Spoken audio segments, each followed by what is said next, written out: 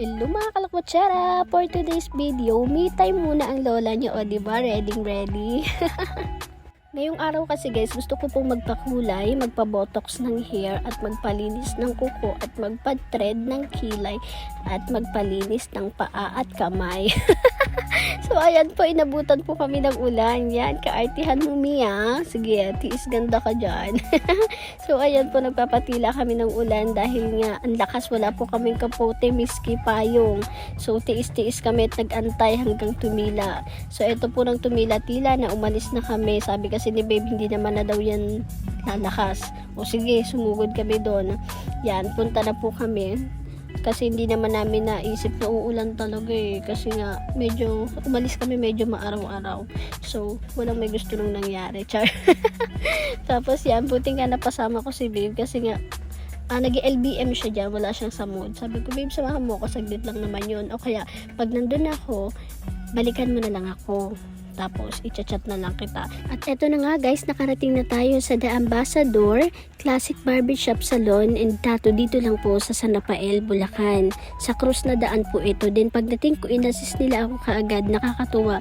Sobrang bait ng mga staff po nila. Napaka-accommodating. Nung una talaga guys, gusto kong ipakulot yung buhok ko. Kaso nga hindi daw po pwedeng ikulot kapag ka naka-bleach yung hair mo.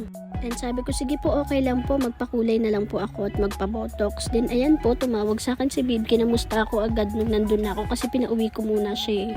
Alam niyo naman tayo mga babae, pag ganito, napakatagal na ko, ilabot ako dyan ng 5 hours. And dyan po, tapos na akong conditioneran yung buhok ko kanina nung binlower din. Then ayan guys, kinukulayan na ako dyan. Sabi ko, nagugutom na ako. Buti na lang, yung staff po nila lumabas. Nagpasabay ako magpabili ng chicken burger. Ayan, kain tayo guys. Babait po ng staff nila, grabe. And ayan guys, bumalik si babe. Hinatid yung calming oil ko dahil nahilo ko sa amoy ng pangkulay.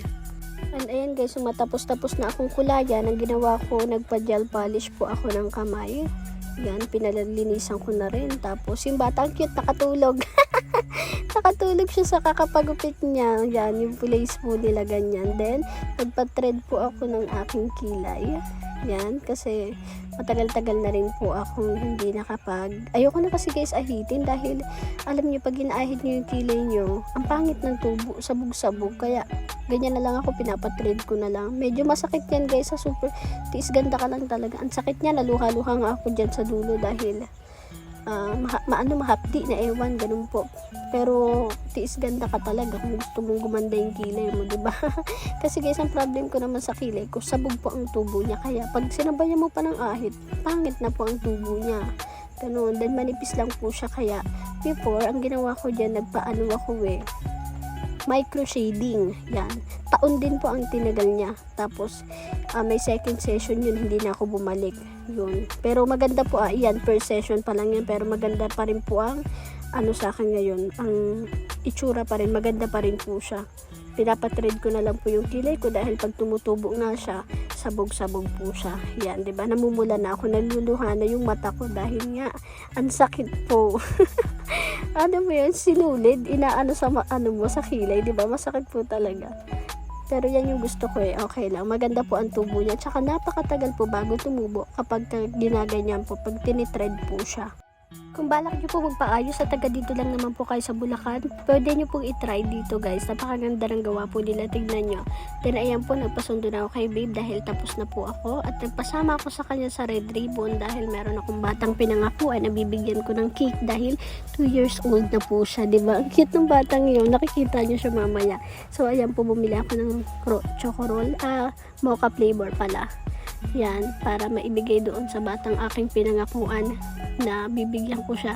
Kasi nakukyutan talaga ako sa kanya. So, eto pa uwi na po kami ni babe. Yan, medyo makulimlim pa rin And ayan po, tignan nyo, ang cute-cute ng batang yan. 2 years old pa lang po siya. Tuwang-tuwa ako sa kanya. Tao po! Bebe Bebe Ay! Happy birthday! Thank you.